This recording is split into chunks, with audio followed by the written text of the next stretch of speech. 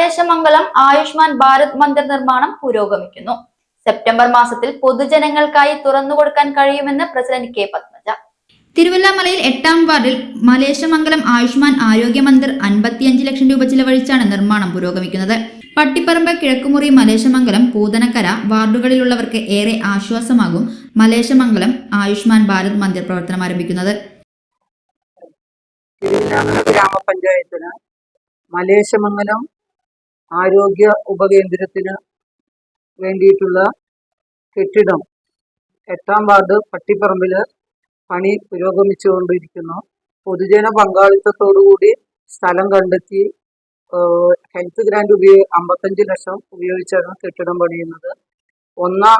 അതിൻ്റെ ആദ്യത്തെ ഗഡു പൈസ മാത്രമേ കിട്ടിയിട്ടുള്ളൂ.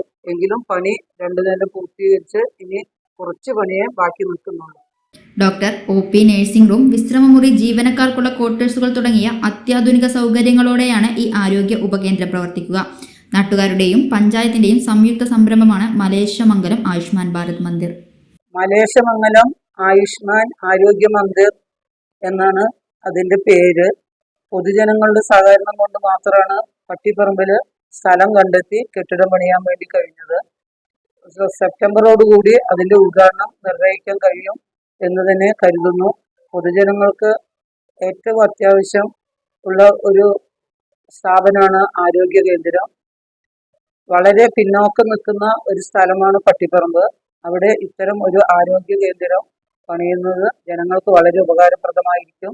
ഈ ആരോഗ്യ കേന്ദ്രത്തിന് സ്ഥലം ലഭ്യമാക്കുന്നതിന് വേണ്ടി സഹകരിച്ച എല്ലാവരോടും പ്രത്യേകം നന്ദി രേഖപ്പെടുത്തുന്നു.